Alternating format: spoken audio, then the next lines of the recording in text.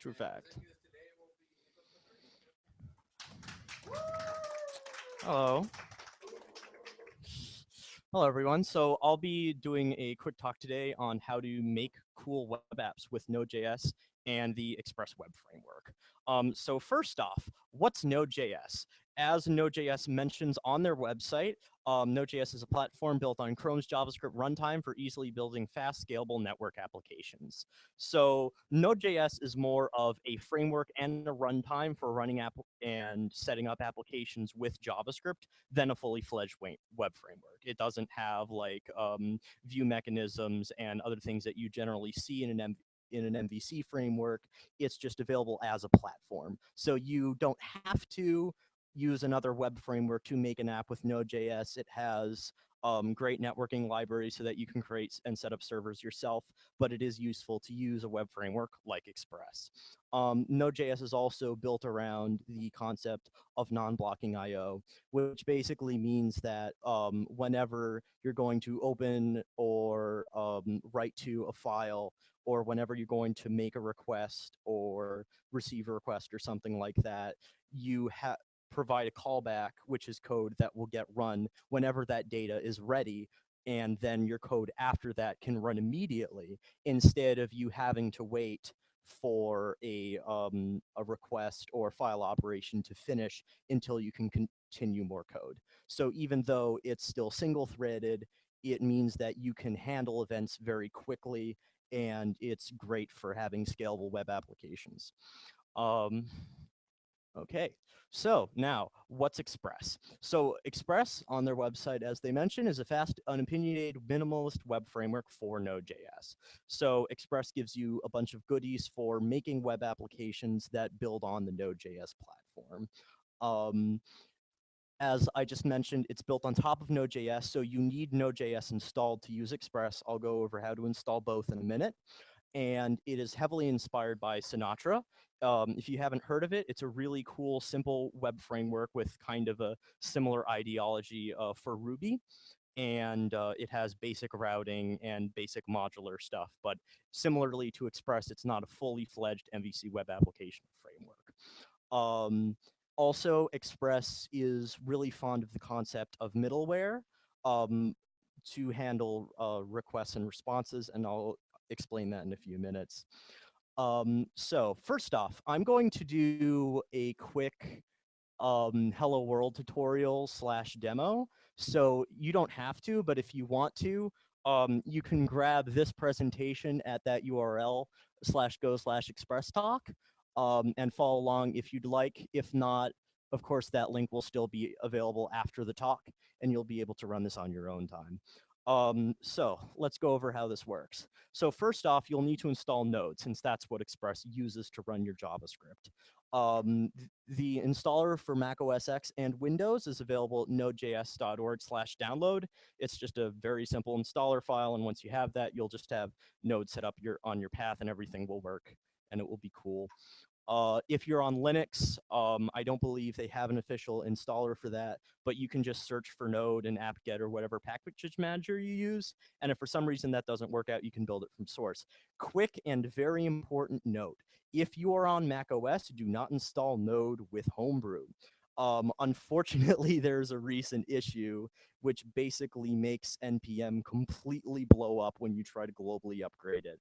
So I would highly recommend that you use that installer up right there. If you're on a Mac, it will handle updating stuff for you, so you won't have to worry about that.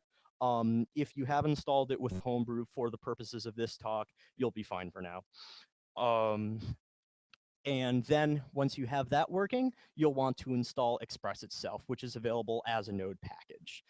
So as with any other Node package, you can just run npm, which stands for one of the things it stands for is Node Package Manager. And you can use npm to install things like Express.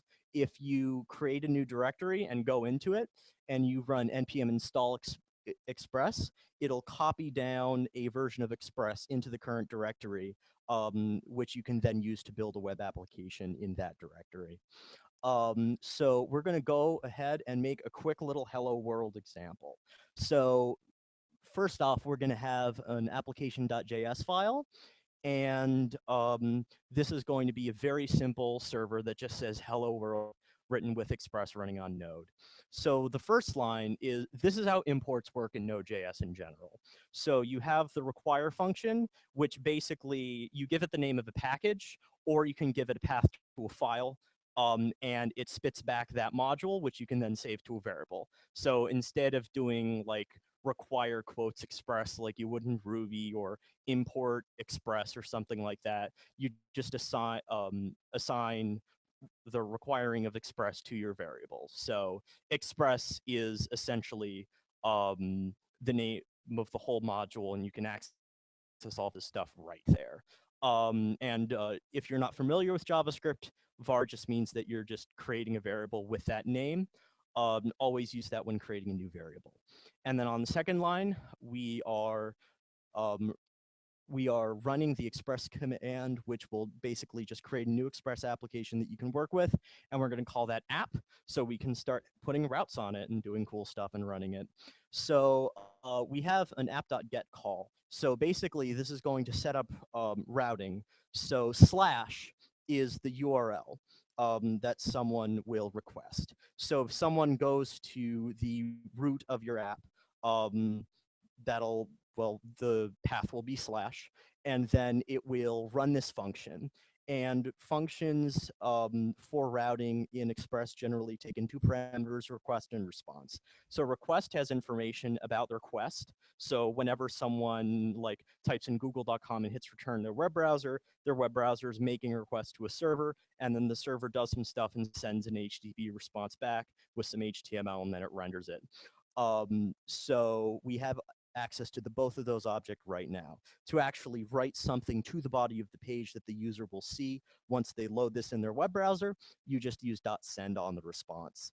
So if you aren't familiar with anonymous functions, basically I just have a function that doesn't have a name, and whenever someone makes a request there, it takes that function and it runs it, giving in the appropriate request, and then we'll have the response, and we'll just send it the string hello world. And Express is really nice, and unlike with working with raw Node.js, it'll just handle things like setting up the right encoding and ending the stream and stuff like that, which is very useful.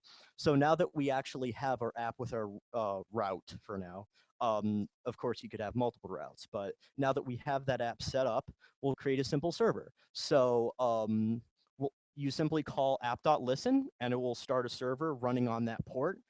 So if you aren't familiar with this, if you have any port that's above 1,000, you don't have to be root to run a server on it. So generally, it's useful to use port 3,000 just because people use it a lot. So if you say you're going to listen on port 3,000, then whenever someone visits localhost :3000 in their web browser, it'll open up this app. And then console.log is basically print in JavaScript. It'll print right to the console. In a web browser, if you use JavaScript in the web browser, it'll print it to your web console. But in Node.js, it'll actually print it right to your command line. So you don't have to like open DevTools for that. And that'll just say that the app is running. So I'm going to go ahead and run this in a minute.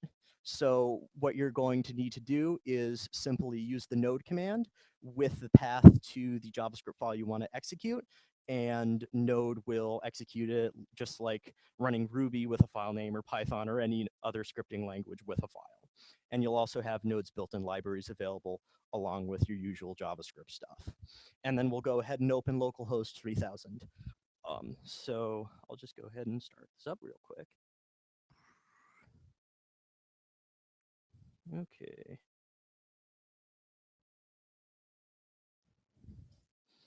All right. All right. So first off, I'm going to create a directory that we can use for this simple hello world application. So we'll just have an example directory, and then we'll go right into that. And then I just need to pull up that code real quick. Okay, so here's the sample hello world application that I just showed you. And we're going to take that, and we're going to create a new app.js file with the contents of this. Okay, so now we have the save to a JavaScript file in the in the current directory. As you can see right now, I only have app.js here. As I mentioned on the previous side, you'll have to have Express installed. Otherwise, Node won't see where Express is and the application won't work because Express doesn't come with Node. So we'll just install Express real quick. By the way, just so you know, if you have Node installed, it generally comes with npm just automatically. So don't worry about having to install something extra. Generally, pretty much any Node installer, especially the default one on nodejs.org, will include npm for you. All right, so let's go ahead and install Express. Oh, that was actually much faster than I expected. So now, if I list all the files in the current directory, you can see that besides our app.js file, we have a Node's modules directory. So unlike package managers like Gem, Node copies the scripts and other files for your dependencies to your applications folder whenever you install them. The cool thing about this is that, let's say one application is using one version of Express on your computer, another one's using Express 3, they're not compatible with each other. Things might blow up if you just try to run Express. But because they have separate copies of Express installed under the directories for each of your applications, you don't have version conflicts like you do with other languages and platforms. So now that we have an Express installed, we would be able to just run node app.js. Of course, make sure you're in the right directory. So now my console is telling me that I have an Express app listening at this address. So let's go ahead and load it up. And there we have it. So basically, in our script right here, we have response.send hello world, which simply means that it returns the string hello world. So that's all that we have in the HTML document. We don't have a header, a body, or scripts or anything. And Express does have ways that you can set up templating and whatnot. So you can use fancy templating languages, and you can use less and whatnot. But for now, we're just sending a string back for this simple example. All right. Any questions so far? Okay. Okay. And one quick note, if you want to actually start sharing your application with other people and have it be easy for others to install dependencies, you don't want to generally assume that someone has run npm install within the directory of your app. So you'll generally want to create a package.json file, which is what Node uses to pick up your dependencies and other information about your package, such as the name and the version, and there's tons of other crazy useful stuff it does. But for now, I'll just mention that there's a super useful command called npm init, which will basically just quiz you about stuff and help you create a package.json for your project. So I'll just go ahead and run that real quick so you can see what it looks like. Okay, so first off, it asks me for the name of my node package. That doesn't really matter because I'm not going to be distributing this as a publicly available node library. It's just an app that I'm just going to run on my computer. Even if I was deploying this application to a public-facing website, I probably wouldn't have to actually publish it to the npm package registry unless if it was actually a library that something else could use. So I'll go ahead and use this name. I'll go ahead and call this 0.1.0 because this is not a fully fledged web application. This is just a simple example. I'm not going to give it a description. It defaults to app.js, which is convenient for the entry point, but you don't have to worry about that. And we don't need this. And now if we open up our package.json, you will see that we have this information. Now we have and one really nice thing about running npm init is that it automatically checks to see if you have any node dependencies installed in the node modules directory. So npm has noticed that I've had Express already installed in the current directory, so it was nice enough to add it to my dependencies. So if you haven't seen JSON before, this is just this package JSON file is, well, in the JSON format. And this is just a simple kind of hash table of different information about the package. So we have Express here, as I mentioned. Dev dependencies is where you would put dependencies that are used for testing, development tools. This is kind of like the development group in gem files if you're working around with Ruby. But yeah, if you have anything that you just want to use in tests, you would put your dependencies there. It's pretty much the same format as it is up here. And we have some other stuff in this file, but the main stuff that matters is the name of your package. Actually, one thing that you'll want to be careful about is that it's possible for someone to accidentally publish your app to npm. So if you don't want that to happen, you can say private true in your package.json file, which means if someone will try to use npm publish to publish your app as a library, it'll stop them and say, hey, well, it won't say this, but it's a web application. You don't need it to be available as a library. So that'll just prevent people from accidentally posting that. All right. So unless if I have any questions, I'll go back to the slides.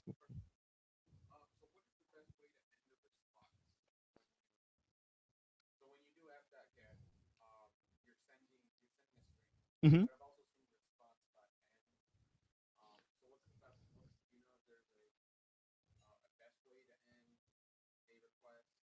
So as far as I'm aware, as long as you set, I'll get to middleware in a minute, but as long as you set up your middleware stack appropriately, Express will pretty much automatically handle ending your response whenever you use .get. So if you use response.send, as you can see, I'm not even including any dependencies other than Express in this file.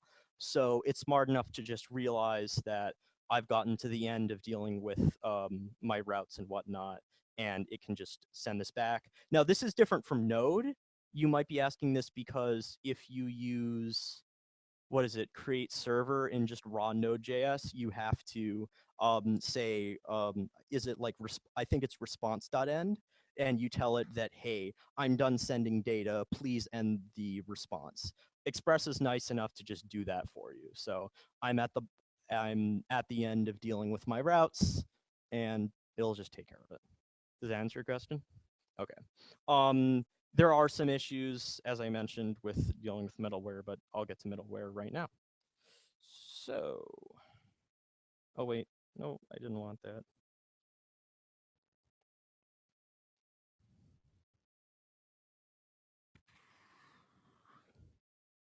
Oh, whoop, give me a minute. Sorry, I forgot I was still mirroring.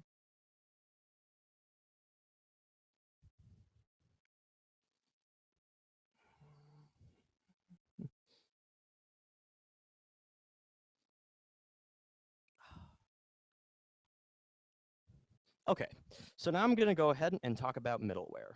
So middleware is, as far as Express cares, a function that is executed by the Express router after a request is sent to the Express server, but before the final route is loaded. So basically, what middleware does is between the time that someone sends a request to your application and the time that you send a response back, it runs a function and takes care of some stuff around that.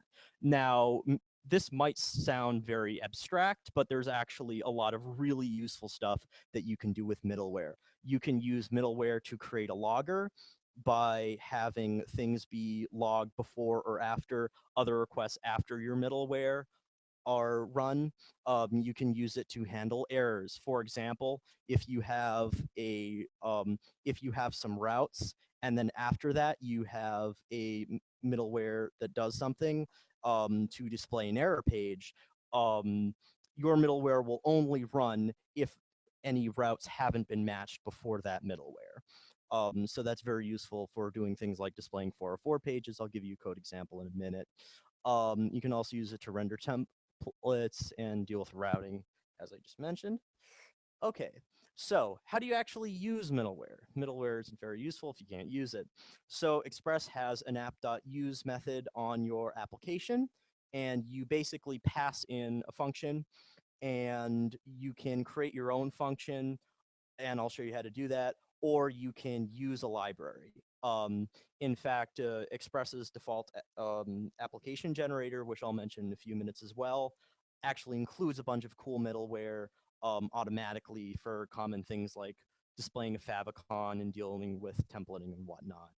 Um, so in a middleware function, you also have a next method. So as you can see right here within this is a middleware function. So the next call basically says that I've gotten my request, I go to this middleware, and now that I've logged something, I'm going to move on handling the next thing that I need to do. So you'll always want to call next, unless if you're sure that you're done with handling middleware, and I'll get to that in a minute too. Also, the order of your middleware is really important. If, for example, you have a middleware that displays an error page and you have that before the route that actually displays your website, what's going to happen is Express is going to start looking at your middleware in order. It's going to see that error page. It's not going to do anything after that. And you're just going to get an error page instead of anything interesting happening. So you'll want to basically put your most important stuff at the top of your middleware stack. So let's start looking at a code example. So here's how you can do some very simple logging of the time that someone made a request using middleware with Express. So as I mentioned before, we just have a new Express app, and we have this interesting app.use function, and I give it an anonymous function. This is just a block of code that runs that it handles after the application receives a request. And this has 3 parameters. It has the request, the response, and next, which is the function that you need to call once your middleware is done doing whatever it needs to do. In this case, it's a simple example. You just call next at the end. But if you do like complicated asynchronous tasks, it's important that you put your next call in the right place. So at the end here, I have the familiar looking route. So whenever someone goes to slash, just like our hello world example, it's just going to respond with hello world. And then we're going to listen to that on a server at localhost 3000 again. So basically, whenever someone makes a request to slash, what will happen now is because this middleware happens before the route, it'll run this function first, and it'll log out the current date. Date is just a class built into JavaScript that gives you the current time, and it'll be smart enough to convert that to a string.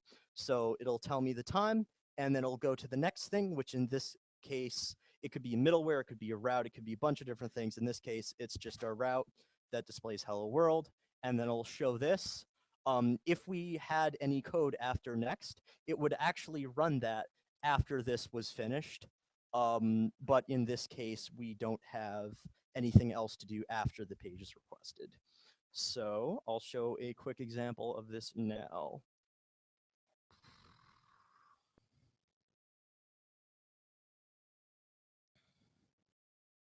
Okay.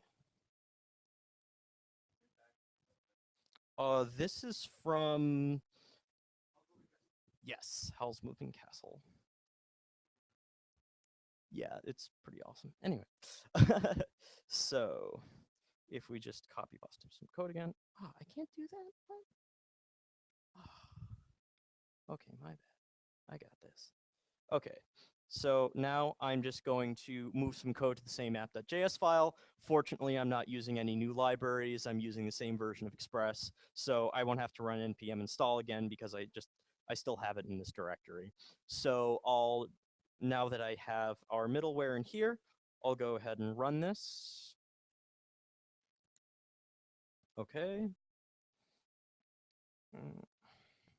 Okay, so now we have the same hello world as we expected, but we also have something new that's happening. It's printing out the date whenever I get to that page. So again, just to do a quick reminder of how this works, whenever someone makes a request, what will happen first is it'll run this function, which will print out the date at the time that the request was started. And then next we'll move on to the usual routing function that displays hello world. So if we just kind of show these side by side, it's pretty clear that whenever I reload, before the page contents are done, it just logs out the current time. And as you can see, I'm not cheating. The times are accurate. Okay, So, any questions? Hmm?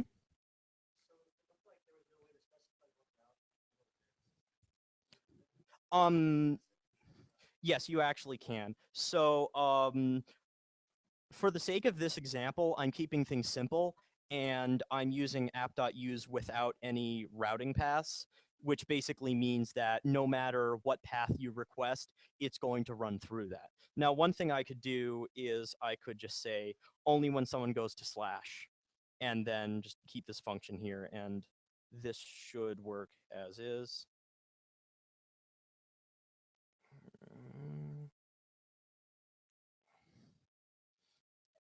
Okay. Yeah. So as you can see, this works as we would expect. If I have a different path here, um, then it shouldn't display the date, right? Because I'm still going to slash.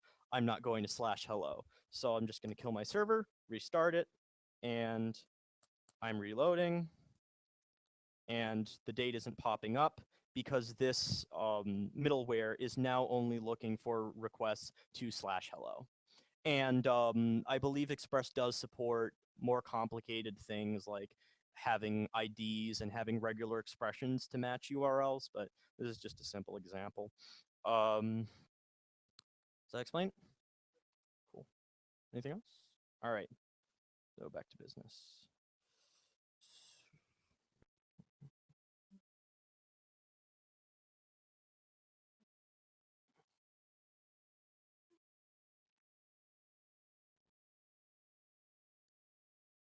Okay, whoa, that's huge.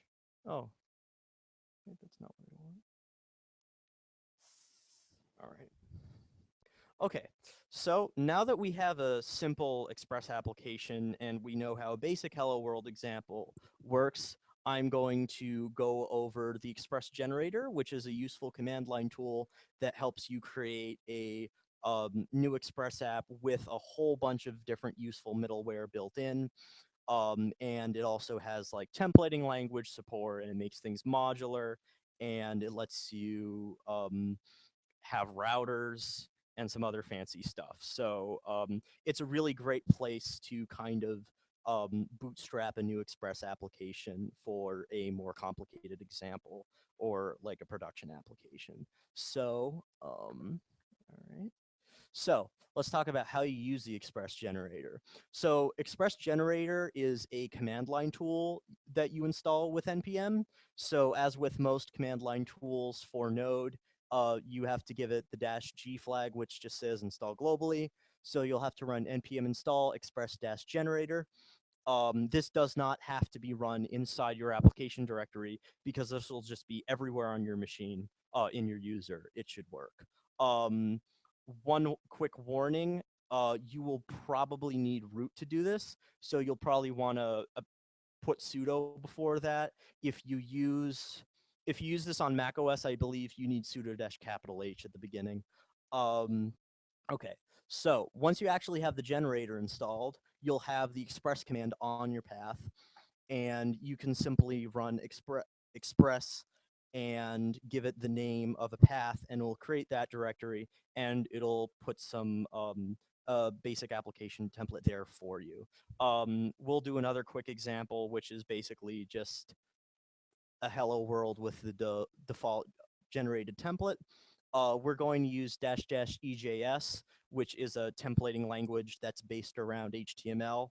By default, Express uses something else called Jade, which is a really awesome language that compiles to HTML. But just for the sake of making everything easy to understand for this example, I'm just going to use some HTML based. If anyone's used ERB here before for with Rails, it's pretty much exactly that, but for JavaScript. And then once we have that directory created, you can just go to that directory and install your app just like we did with our Hello World. Note that you don't have to give it the name of any specific packages because the express generator automatically creates a package.json with all the dependencies that that application will need. npm install without any additional arguments will just automatically install any dependencies that you need that you don't already have for the application. It also sets up the package.json also sets up the npm start command, which is basically an alias that will run your application, however it's defined in the package.json. All right. So it's example time.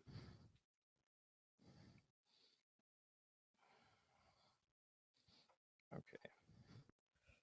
So, all right. So I'm going to do away with our existing application example, and let's create a new one. So I already have Express Generator installed. If I didn't, I could just run sudo -H npm install -g Express Generator, but I don't need to run that because I already have it. So I'll just use the express command, tell it that I want the EJS templating engine, and I want to call it example and put in the directory example. Now, if you ever, there's a lot of different options that you can give the express generation command. So if you ever forget anything, you can just do -H and it'll give you some useful info on the usage. But for now, we're just going to use this. So it said that it just created a whole bunch of files for us. And as it suggests, we'll cd into that directory and run npm install to install our dependencies. All right, this is going to take a sec because there's a lot of dependencies, sort of. Yeah. Okay, so one thing that you will notice about Node is that npm likes to be very wordy. Actually, whenever I do a global install, I get at least like 20 times as much logging information as this. So npm likes to be very, very noisy, but as long as you're not seeing red text, something probably didn't blow up, so don't worry about it. You asked what dependencies is installed, so we'll go ahead and open this. Yeah. Okay, so this is the package.json file generated by the express generator by default. So in our dependency section, as Coxon asked, we have express, which makes sense.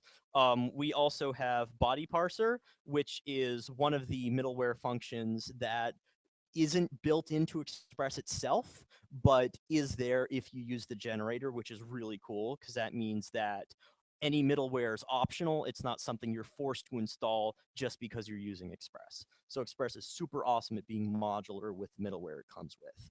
You also have, so body parser lets you parse the body of any HTTP requests that are post requests. For anyone familiar with that, I'm not going to cover that in this example. We have cookie parser, which deals with handling cookies. We have a Morgan cable. No, it's just a logger. I don't know why it's called Morgan. They decided to call it Morgan, but it's essentially a logger for showing you information about what happens in your app. This just deals with displaying your application's favicon. This is another logging thing for debugging your application, and EJS, as I mentioned earlier, is the templating language we're using. So now we will run our app. So as you can see here, we have a new section in the package.json file called scripts. And basically, for the start script, if I run npm start, it'll take this string and it'll just execute that in bash or whatever my shell is. So I could do, I could just run the string that's in here, node bin www,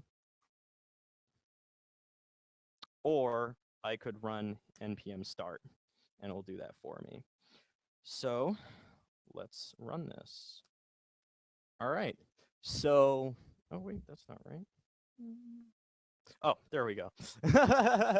Okay, so there's actually some default CSS styles in here. This is actually using templating language. It might not look like it, but this is actually a bit more complicated than the Hello World example. I'll get to the internals in a sec. but for now, all it has is a nice little default homepage. I believe if you go to something else, it'll give you a 404 error. Now, Express by default doesn't handle errors for you. You would have to use a middleware at the end of your middleware stack to deal with something if you haven't already taken care of the request before then. But one nice thing that the Express Generator app does is it will show you the stack trace if you're in development and you don't want to show people the internals of your app if it's in production. So it will just display a nice little template that'll just say, sorry, there was an error, and it won't give you the stack trace, which is pretty useful because you don't want people having that. Okay, so let's look at what's in the app.js file. So just as before, app.js is kind of the core file that makes our application work. So what happens is whenever you run npm start, that's aliased to this script. And basically all this does is it loads the app. So that's just the relative path to the app.js file that has all my routes and middleware and whatnot. And it will do the familiar app.listen, and it'll run the application and serve it. So let's there's a lot of stuff in here. You don't really have to worry about it. But just to do a quick overview, there's some interesting new stuff in here. So we now have a routes directory, and instead of handling all of the routing logic in app.js, the application generator template makes things a lot more modular and moves you would by default have one JavaScript file for each route that you're going to have. So this is just saying take the file at routes index and take the file at routes users. It's smart enough to assume .js, but you can also put .js there. So we're going to start our Express app. We also have a separate views directory, which our routes use to actually display the HTML. So now we don't have to write HTML in JavaScript strings in our app.js file because that would be lame.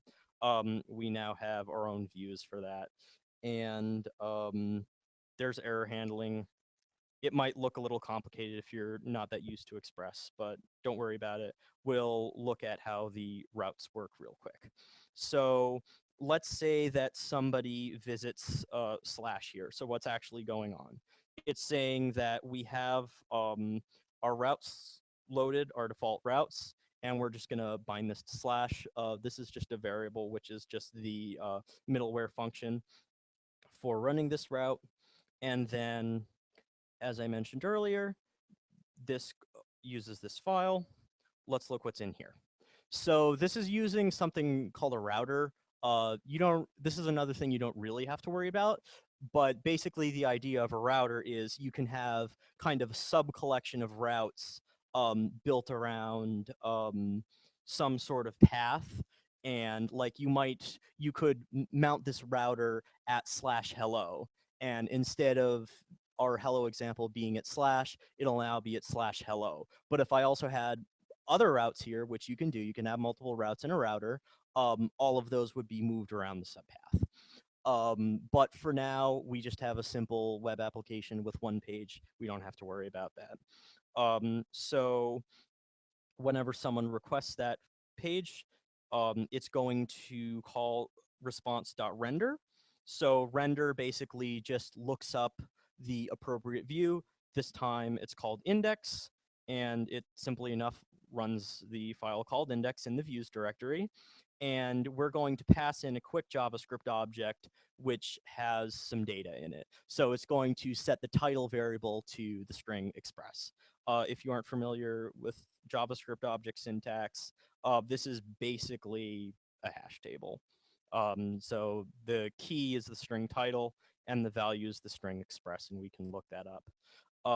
So let's go ahead and look at this template file. So we have a simple HTML document, and in our head, we have this bit of code, and what the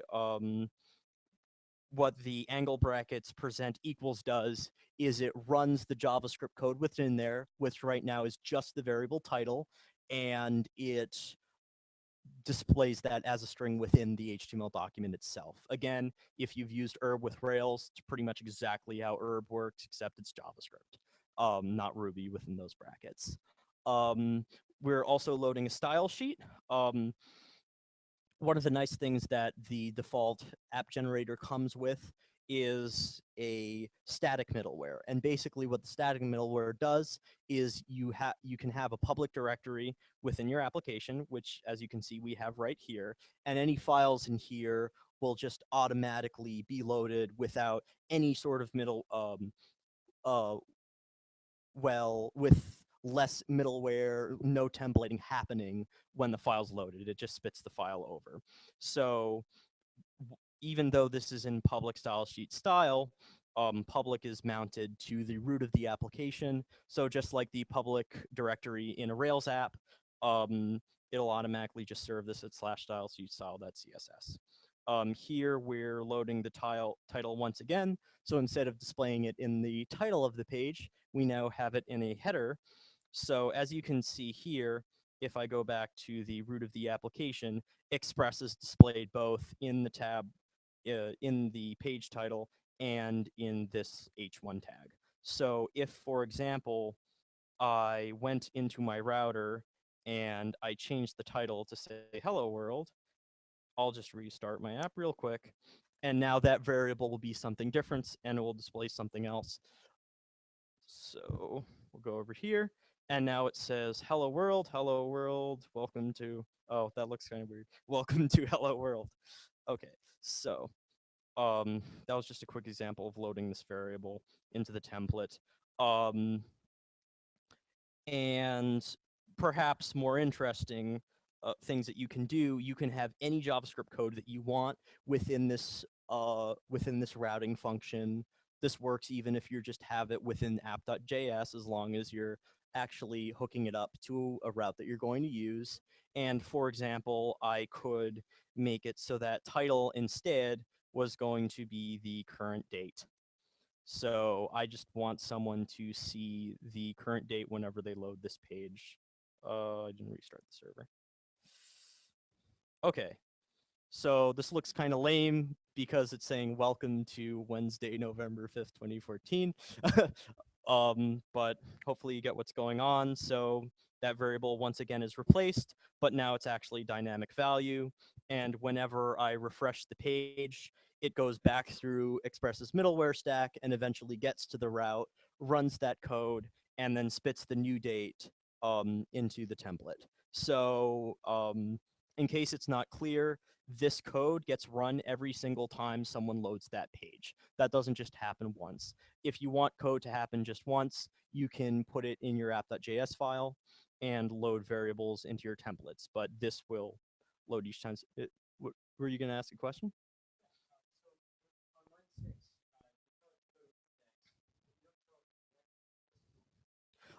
So in the app.js file, there's a view settings in Express, which tells it where your views are. So this setting is saying for the property views, which is something built into Express, I'm going to go to the current directory /views. So Express automatically realizes that whenever you ask to render a template, all your templates are going to be in the views directory. And it's smart enough to realize that since you're using EJS, it'll just append the .ejs extension right here.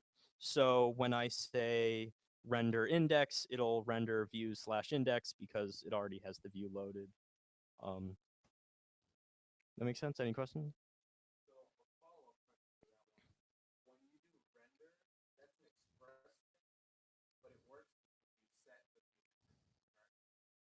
Yes. Yes. As I've done before in the Hello World example, you could also theoretically do res.send, and it'll just send a straight up string. But the useful thing about render is that just like with any other application framework like Rails or whatever, you don't have to put your HTML in strings in your programming language. You have template files that are loaded. So usually you wouldn't use res.send in in a bigger Express application that is an example, unless if you're, say, setting up an API. I believe that if you give JavaScript objects to res.send and you have the right middleware set up, it'll automatically spit back a JSON content type, for example, if you want to make an API. Okay, so where was I?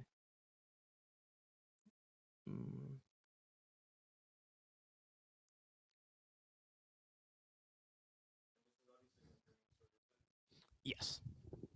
Yeah, so the templates are always going to be loaded server side. One really nice thing about Express is that everything is very explicit about what does or doesn't happen. So generally, if you don't see code that does some crazy thing like injecting JavaScript into your page, nothing's going to happen until you put some code that does that there.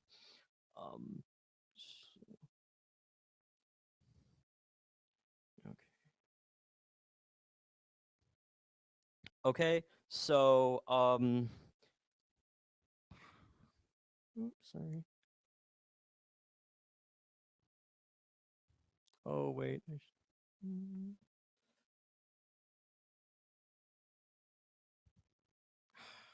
Sorry. I got this. Okay. Okay. So I believe I pretty much went over the directory structure. Feel free to let me know if you have any questions. As I mentioned before, Node modules stores all of the dependencies for the current application.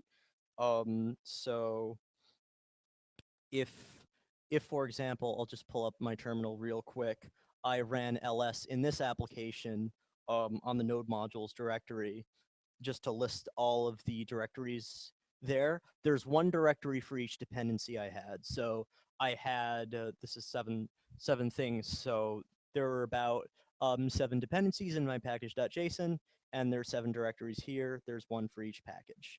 So whenever you use require with Node.js, it automatically figures that out. You can actually also use npm as your package manager for client-side JavaScript code. So if you say told Express to statically serve your Node modules directory and you put jQuery in here, you could say you could load /node modules /jQuery/jQuery.js in your web browser.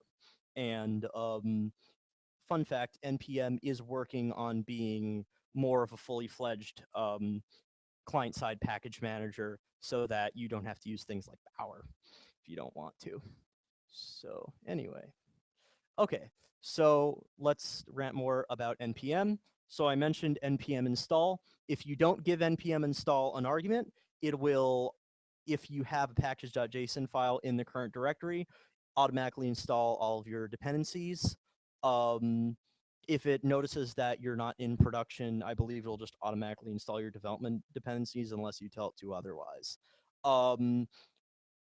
As we've done before, if you give npm install a package name like Express, it will install that specific package. One really, really useful command that npm gives you is using npm install with the save flag. So what this does is it installs a library, but it automatically puts it in your package.json file, so you can just be lazy and not manually add it there. So let's say that what's a popular library? I'm not going to go over its functionality, but let's say I wanted to use the library _JS in my app. So if I look at my package.json file right now, I have those dependencies just as I did before. I can run npm install _, but that's simply going to put _ in my node modules directory so that I can use it in my app, but it's not actually going to make sure that anyone else who gets this code will actually have that installed locally. So if you give it the save flag, it will automatically put that in your file so that other people can just npm install, and now they have all the right dependencies. So now if we look at our package.json file, magic, we have _JS, and npm is even nice enough to specify that you need at least the version that it just automatically installed for you installed. And of course, you are free to edit this file if you don't like that version, if you want it to be more or less specific, but that's just the default. All right. You also have npm start. As I've mentioned before, if you have that in scripts, then you generally, if you have a web application, you'd want to put whatever command starts your app up in the start script. So one of the fantastic things about Node is that whenever you pick up a application, written with Node, no matter what framework they're using, if they're using good practices, you can just run npm start and it'll run the app. You can just run npm test and it'll test your app. You can run npm install. No matter what their dependencies are, it'll just install them for you, which is really useful. Especially when like dealing with continuous integration and stuff like that. Another thing that npm script supports is the test command. So I'm not going to show you Node.js testing frameworks for this presentation, but if you do want to use one, you would simply put the command that runs your test in the appropriate script. So if we look back at our package.json file, for example,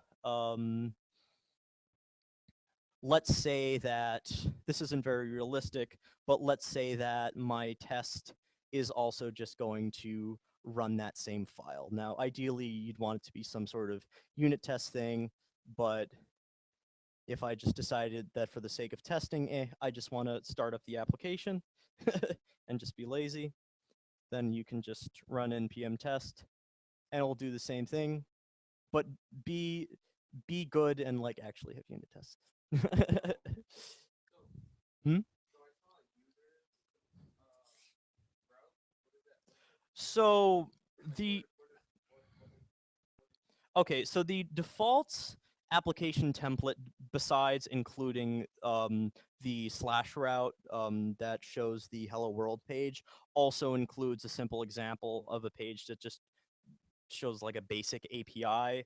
I didn't mention it just because I usually don't find it very useful for the sake of starting new applications, since you pretty much always need to either remove it or replace it with something more complicated. But we can look at that real quick if you'd like.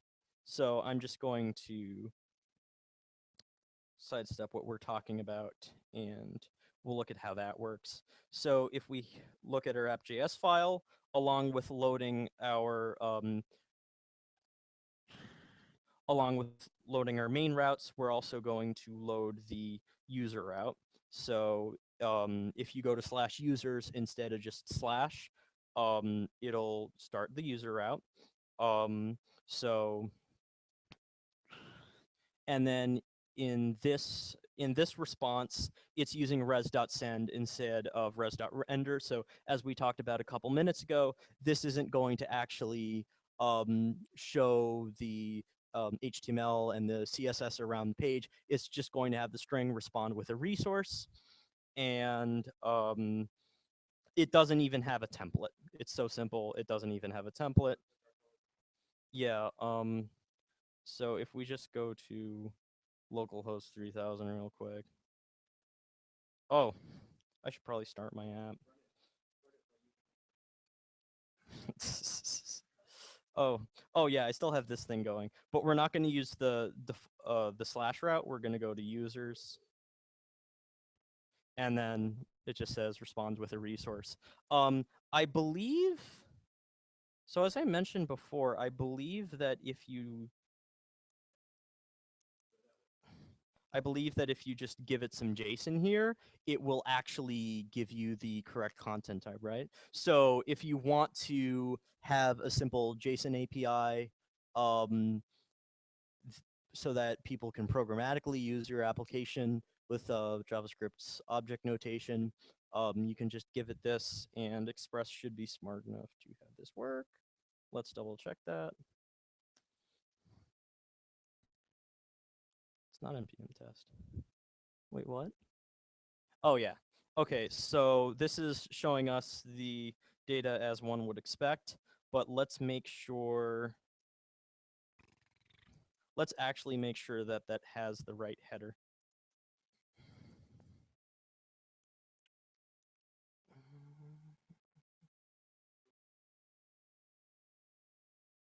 Haha, application JSON. Yeah. So request is really express is really awesome. So instead, so basically content type is just part of the HTTP header that says what the type of the data you're spitting back is. And Express is smart enough to realize that because you're giving it an object, it's going to show them a JavaScript object um, as a part of an API instead of rendering an HTML page. So that's some pretty useful functionality. Does that answer your questions about users? All right, sweet. So let's get back to stuff.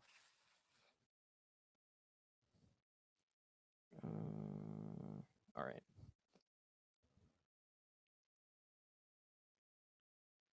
Okay. Okay, so I'm just gonna go over some quick frequently asked questions.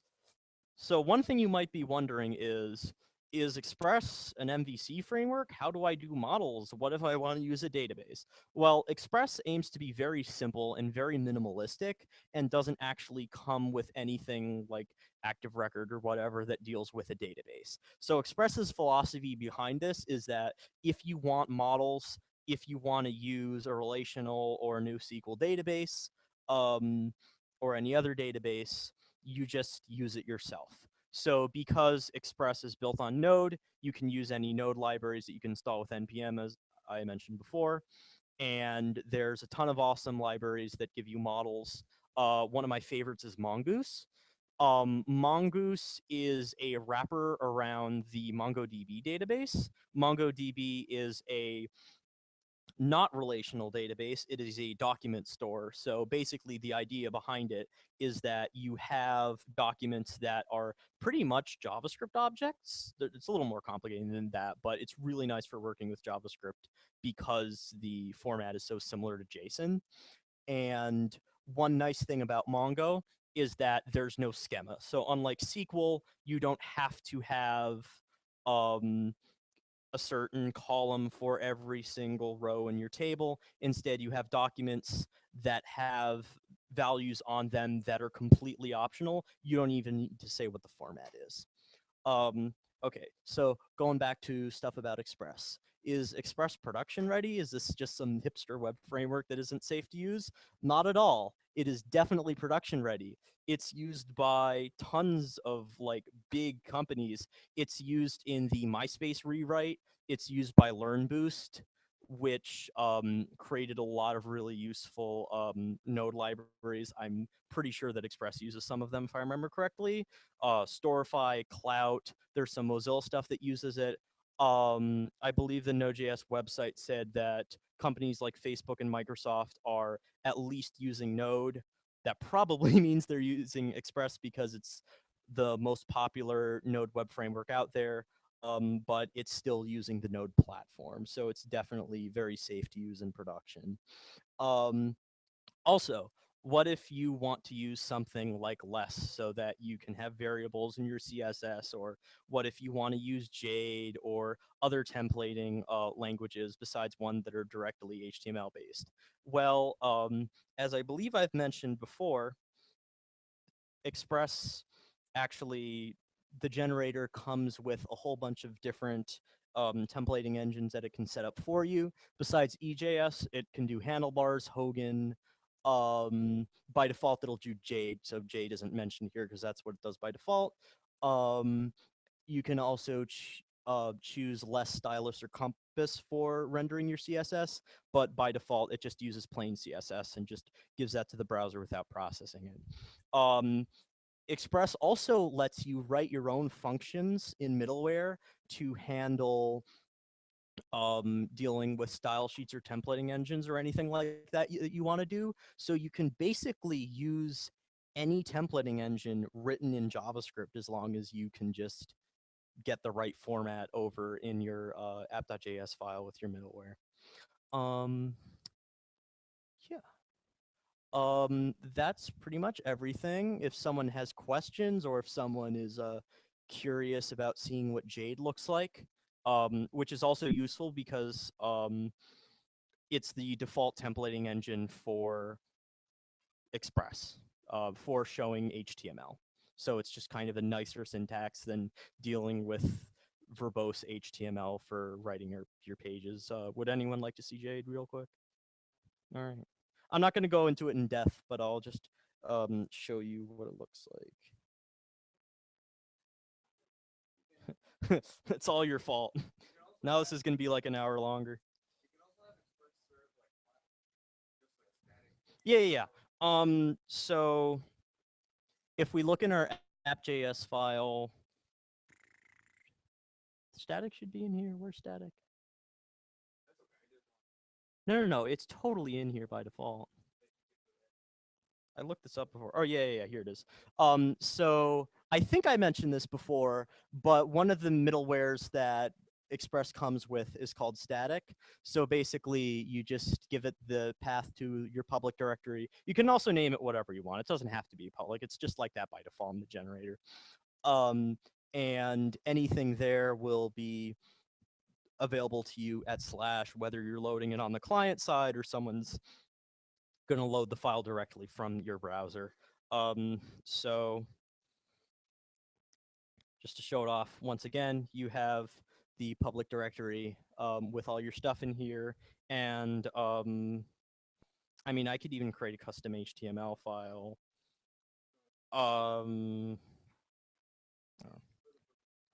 Yeah, for the purpose of time, we'll skip that. Oh, yeah. So we're doing Jade now. Awesome. So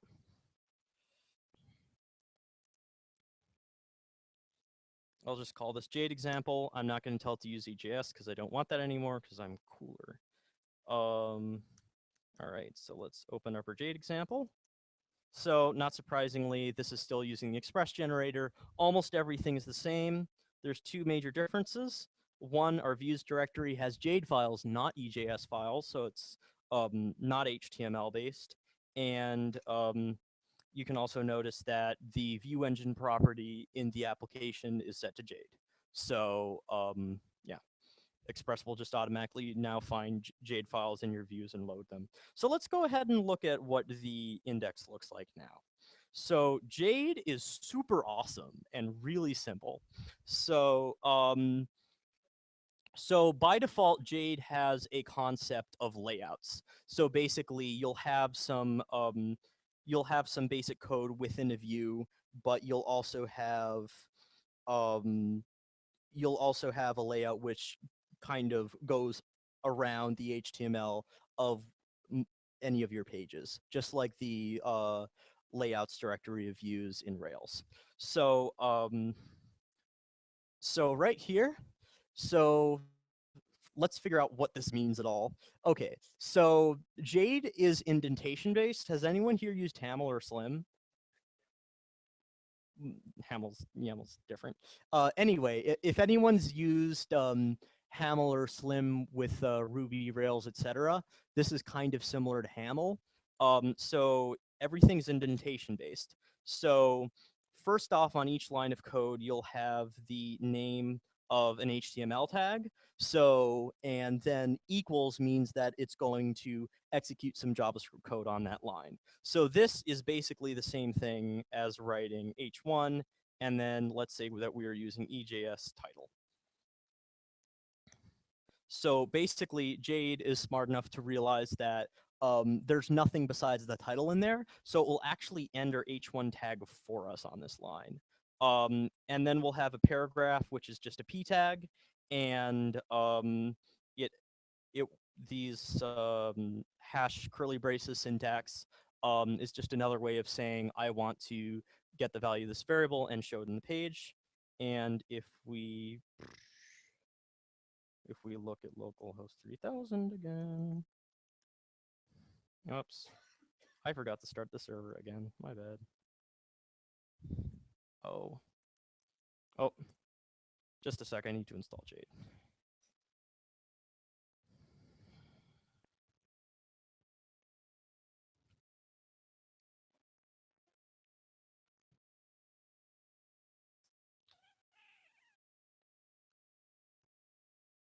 While this is loading, I'll go ahead and look at what the layout has. So this isn't the only HTML that's loaded on the page. In fact, this page is going to have the same contents that it did before with the HTML-based syntax.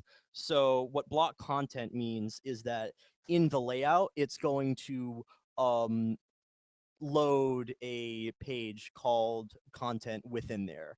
And I'm just defining that the content of the page is indented within that call right here. And here's our layout. So the first line of code is just syntax sugar for setting your doc type.